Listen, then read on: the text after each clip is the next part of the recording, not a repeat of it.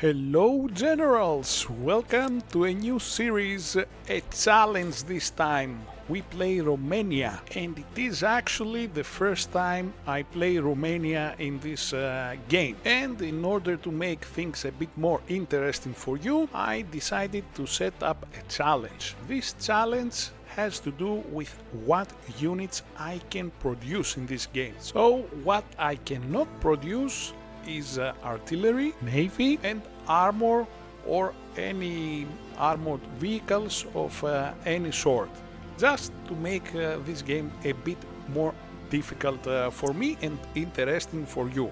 I would like to say a big thank you to all of you who are supporting our channel, and I thank you from the bottom of my heart for the comments I received from all of you.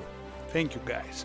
Before we continue, please remember to subscribe to our channel so you don't miss out on any of our new episodes, and please give us a like. It really helps with the algorithm. Thank you so much.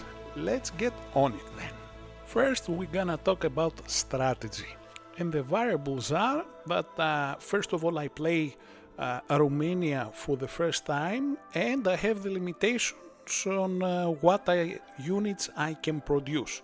So my first aim, as always, is to strengthen my economy. In order to do that, I have to expand, and I have to expand fast. As you can see, I've already started attacking Moldova, and at the same time I attacked Bulgaria to the south. Some players, experienced players, say that it is better to attack real players than NPC nations.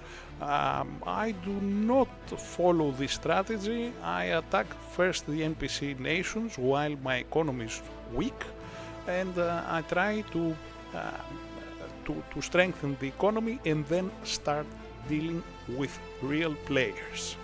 I also try to be very cautious how I use my recon vehicles and my artillery, because these are the ones I will have for the rest of the game. I cannot produce, remember, anymore either artillery or recon vehicles that are armored vehicles. So I try to use them wisely, and as you can see now in Moldova, it is under attack, but I always have my calculator open, so I calculate the strength that remains for each unit, and if it can win the fight or not.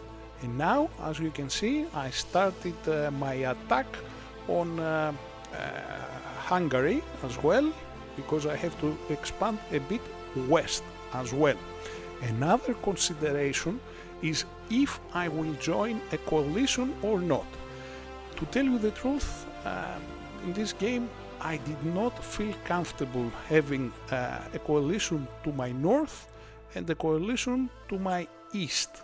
Serbia is part of that coalition, so I will join probably one of these coalitions because I don't feel confident that I can make it, and since I haven't played Romania before, so I don't know the details of the area. So diplomacy will play a really important role in this game.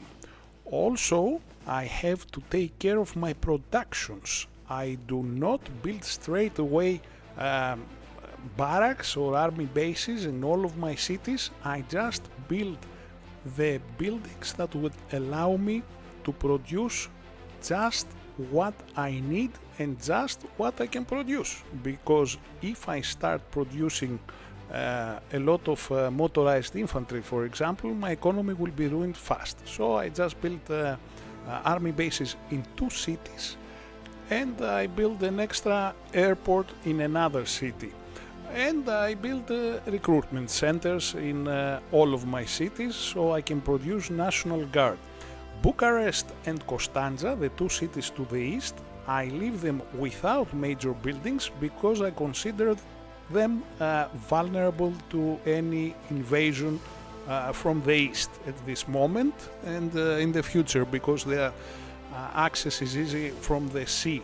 And I consider now to move my capital, away from Bucharest, away from a seaport.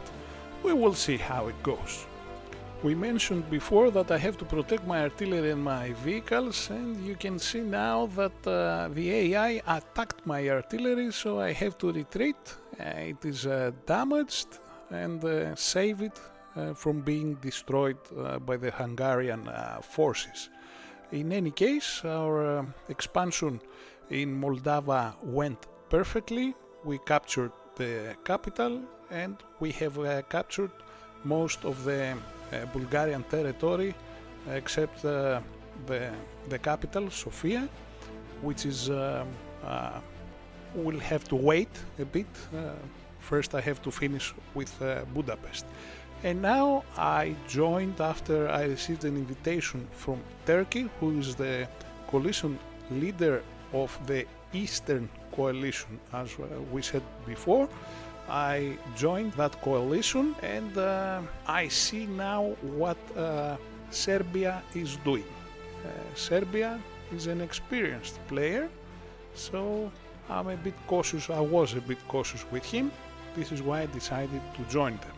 Spain is with us as well, which makes our coalition really nicely placed for the Mediterranean region and for Europe. So we will see again how each player is going to react and how active they are going to be, because activity is the most important thing in this game. If you have watched our previous series playing Thailand, you know that in the first days of the game I like to use my fighter jet as a recon, let's say, asset. So I used it again, and I found that there is an radar contact, air radar contact, just in the border between me and Ukraine, which means that probably Ukraine sent his jet there, and I have to investigate and just give him a message by flying over his territories without declaring war, that he should not do that.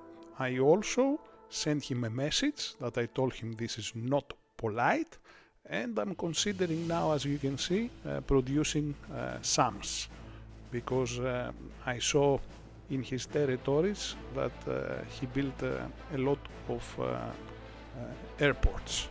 Talking about airports, I have started the research for the gunships. I will use helicopters. I have an advantage because Romania has an Eastern doctrine, so I have available the gunships earlier, and I'm planning on using them a lot in this game, since I cannot have armor and artillery.